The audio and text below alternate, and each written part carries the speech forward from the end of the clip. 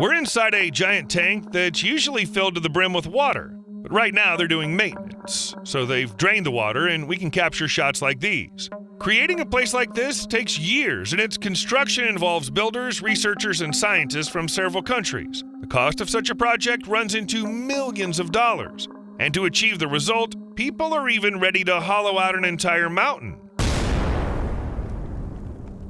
A little coffee, and we'll start.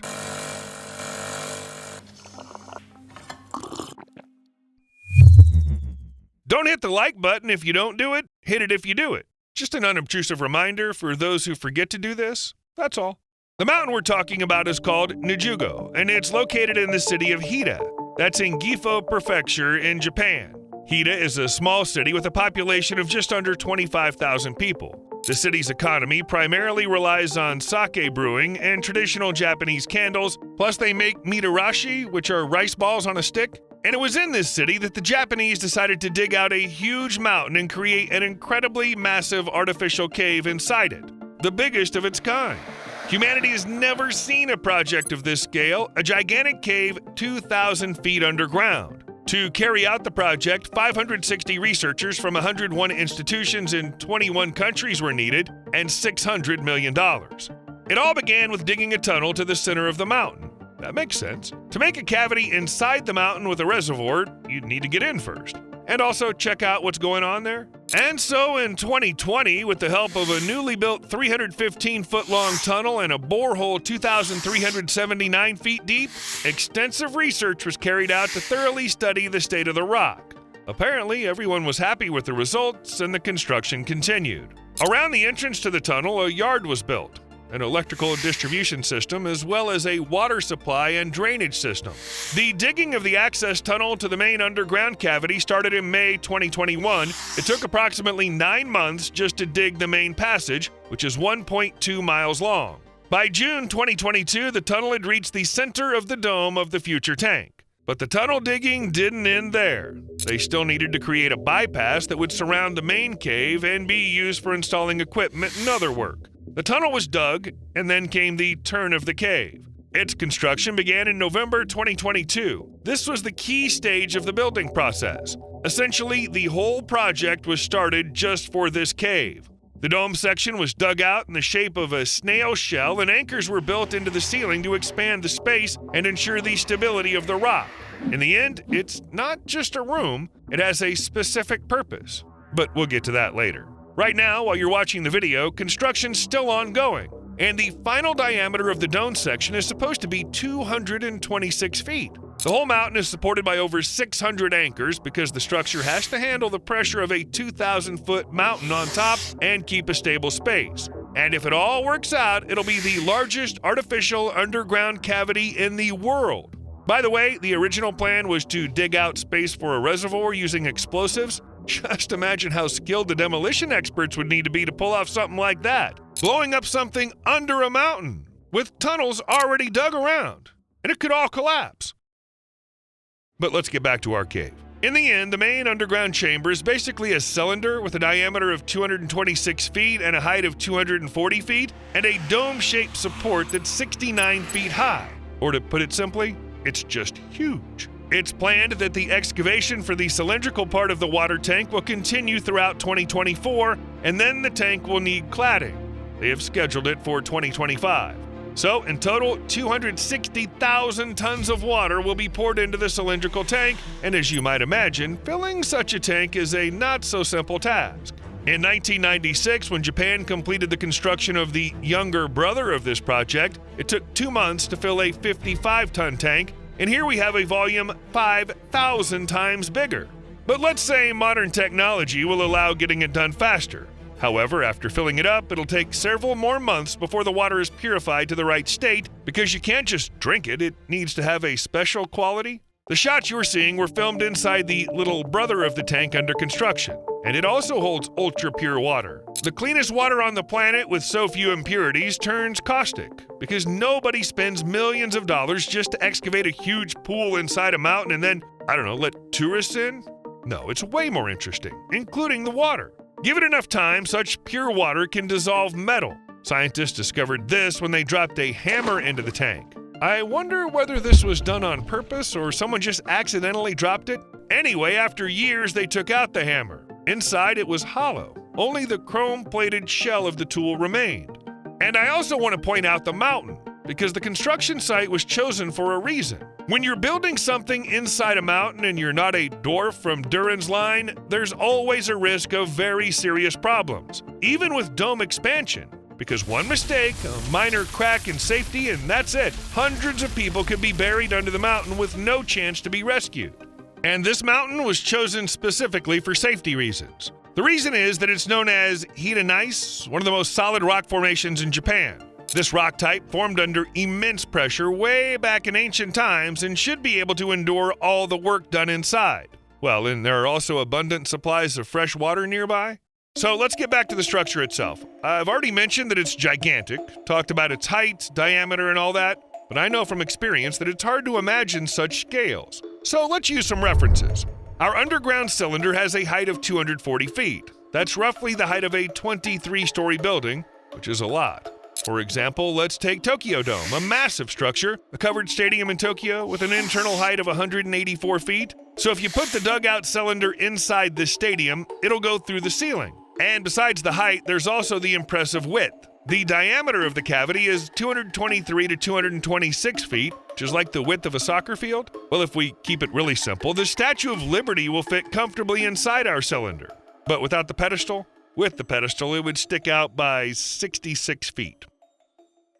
So the big question is, why did they do that in the first place? What exactly are they planning to study? And why did it require digging out the inside of a mountain? The answer lies in a word you might have heard: neutrino. Do you know what that is? Imagine an ancient particle zooming through space after a star explodes. This particle has been speeding through space for billions of years, coming from a massive supernova, 8 times bigger than our sun. The particle is called a neutrino, or little neutron in Italian, a very small one. Neutrinos are one of the most mysterious particles in nature, able to pass through objects as if they don't exist. Neutrinos are even called ghost particles because they barely interact with anything, yet they're the most common particles in the universe after light, so they're everywhere. But we know damn little about them. Approximately 100 trillion neutrinos every second pass through your body completely harmlessly. And mine too. And actually through all sorts of objects. A lot of neutrinos come to Earth from the sun and stars. Neutrinos are also produced when cosmic rays collide with Earth's atmosphere. Even bananas emit neutrinos. Also, neutrinos are incredibly small and don't interact with electromagnetic force. To put it in perspective, incredibly means they are smaller than atoms. However, in very, very rare instances, neutrinos can release charged particles when they hit matter on their path. When this happens, we observe a faint ring-like Cherenkov radiation. That is unusual glowing, but even with this radiation in mind, neutrinos are very hard to study. They're 100,000 times smaller than electrons, and so particles are incredibly difficult to detect even with the most modern equipment. Neutrinos were first discovered around 2000, and since then there's been a lot of effort to study them. But as we learn more questions keep popping up. It's obvious that they're key in particle physics, stellar physics, black holes, and the universe, but if we can really study neutrinos, scientists might also be able to investigate our own beginnings. This is precisely why the work is underway in the mountain. Hyper Kamiokande, which is the reason all this effort is made, will be the largest underground neutrino detector globally, and will look for proton decay. This will be a gigantic water-filled tank lined with sensors that'll catch flashes occurring when neutrinos collide with electrons or atomic nuclei in the water, especially pure water, remember? It's needed to increase the number of interactions between neutrinos and, with everything else. Protons, neutrons, electrons. I won't go into details, it's all pretty complicated and very scientific. But those light bulbs you see on the walls are actually photomultiplier tubes. And despite their appearance, they don't emit light but serve as eyes. Yes, it's a wall with an incredible number of eyes. Eerie. However, the job of the bulbs is to notice flashes of light that are invisible to the human eye. They are so sensitive that they can detect the light from a flashlight on the surface of the moon. In total, they plan to place 40,000 ultra-sensitive optical sensors there to, solve the mysteries of the universe. And bring Japan another Nobel Prize in physics in this field. Nothing too complicated. They plan to start collecting data in 2027. How about the little brother of the huge reservoir? Under the mountain in central Japan, there's already a similar experiment that cost $140 million. It used to be one of the largest zinc mines in Japan, and now it's one of the most successful scientific experiments. This, by the way, is a second-generation detector. The first one spurred rapid development in neutrino research worldwide. The second one revealed neutrino properties one after another. It's no wonder that a lot of hopes are pinned on the third detector. Science is advanced, scientists are using the experience from the first two devices, and the detector itself is bigger, meaning more water, more bulbs. Basically, it should be even better than before. Given that both previous experiments led to Nobel Prizes in physics, the expectations among scientists are high. By the way, why do they build all this stuff underground? First a mine, then a mountain. Can't they just find some field and put up a huge warehouse there? It's possible, but the research results will be very questionable. The Japanese place their detectors deep underground to minimize the interference coming from other particles. Besides neutrinos, there are other elementary particles, a total of 17. Most of these particles lose energy in the soil and stop, but neutrinos can pass through anything. That's why detectors are placed underground or in a mountain. This way, scientists will know for sure that the detected particles are neutrinos. But scraping out the inside of a mountain isn't the first construction marvel people have done to study these particles. Imagine, a neutrino travels 750 million light years and ends up buried underneath Antarctic ice. Why? Because Ice Cube is here. No, not the rapper. It's the Neutrino Observatory at the South Pole. It's a particle detector made from Antarctic ice. And why not use ice when there's plenty of it around? The detector is located not far from the Amundsen Scott Station, just buried deep underground, about 8,200 feet down. Of course, there's no need of using water here.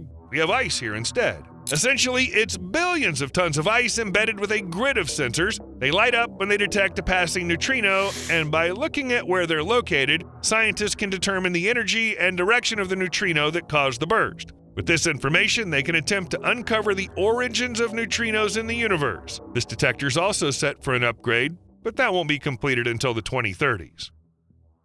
Detector versus earthquake.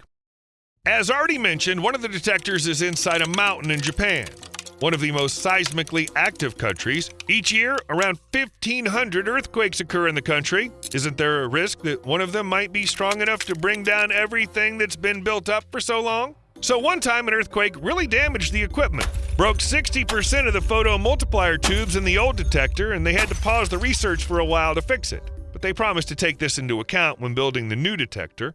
Sunny Italia. Did you know that a similar detector was set up deep under a mountain in Italy? Smaller, of course. The device, called Borexino, consists of a tank about 59 feet high, which contains 254 tons of scintillating liquid. And it was right here that, for the first time in the history of physics, rare, ghostly particles were discovered that are formed as a result of nuclear fusion inside the sun. These are also neutrinos, but special ones, solar ones. Such a discovery brings humanity one step closer to understanding the fiery nuclear reactions that power our home star. A snapshot from inside the sun. Our star keeps smashing atoms together deep inside to create its blazing light. But because this internal chaos is buried under thick outer layers of the sun, scientists have few ways to find out what's actually happening. But neutrinos can shoot straight out from the center of the sun. And it's with their help that researchers got one of the most detailed pictures of the sun's mysterious inner world ever made. By the way, they created this picture using Borexino. The first map of the Milky Way. Don't think that achievements belong only to Borexino. Not long ago, scientists tracked the galactic origin of 60,000 neutrinos with Ice Cube and created the first ever portrait of the Milky Way. And it's a completely new image because all the pictures we got before were taken using visible light. In the case of neutrinos, it's a map made of matter. Hunting on the bottom. Neutrinos are everywhere, even in the largest freshwater lake in the world. It was there, in Lake Baikal, that Russian researchers submerged the world's biggest underwater detector. The spherical device, named Baikal Gigaton, is designed to detect and observe elusive neutrinos. But why this lake? It's simple. The location of the lake and the seasonal ice cover, which lasts for 2 months, make it a perfect place to detect neutrinos. In fact, Baikal is the only lake where you can place a neutrino detector because only here it's deep enough. Areas rich in water and ice like lakes and glaciers are the best places to detect neutrinos. Anyway, you already realized the more water the better. You owe me a like. See you later.